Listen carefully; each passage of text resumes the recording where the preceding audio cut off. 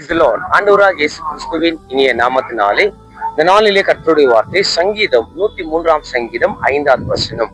நன்மையினாலே உன் வயது திருப்தி ஆக்குகிறார், கலகுக்கு சமமாய் உன் வயது திரும்பி வாழ வயது போல் ஆயிற்று. தெய்வ பிள்ளையே, ஆண்டவர் சொல்கிறார், நான் உன்னை திருப்தி ஆக்குவேன்.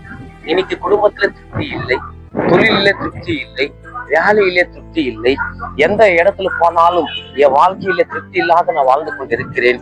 என் வாழ்க்கை அவ்வளவுதானா? எத்தனை நாள் தான் என் வாழ்க்கையில இவ்வளவு பாடு, இவ்வளவு நிந்தை, இவ்வளவு அவமானங்கள் என் வாழ்க்கையில நடந்து கொண்டே இருக்கிறது.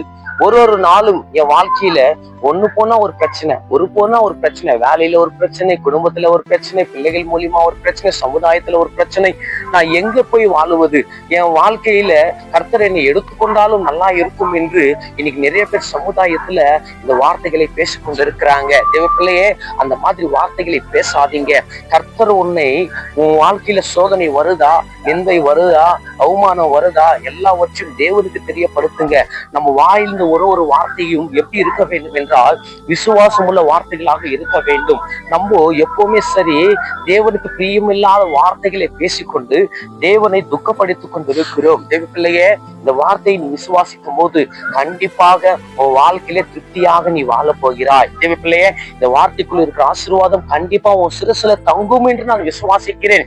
இந்த ஆன்லைன்ல எந்த தேசத்துல நீ இருக்கிறியோ, எந்த கிராமத்துல இருக்கிறியோ, எந்த பிரச்சனையில நீ இருக்கிறியோ, எந்த நிந்தையில இருக்கிறியோ எனக்கு தெரியாது. ஆண்டவர் இந்த வார்த்தை மூலியமா உன்னை தேற்றுகிறார், பலப்படுத்துகிறார். இந்த வார்த்தை விசுவாசிங்க, கண்டிப்பா உங்க வார்த்தைக்குள்ள இருக்கிற ஆசீர்வாதம் உங்க வாழ்க்கையில கண்டிப்பா நடக்கும். வார ஒரு நிமிஷம் கண்களை மூடி நம்ம ஜெபிக்கலாம். மகா பரிசுத்தமும் கிருபையும் நிறைந்த நல்ல பிதாவே, ஆசீர்வதிக்கப்பட்ட இந்த அருமையான காலை நேரத்துல என்னை திருப்தி ஆக்குகிறார் என்று இந்த செய்தியின் மூலியமா எங்களோடு ஆன்லைன்ல பேசினதுக்காக கோடி நன்றி டாடி.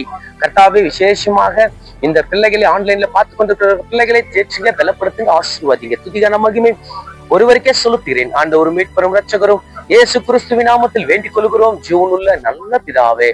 ஆமேன், ஆமேன், ஆமேன்.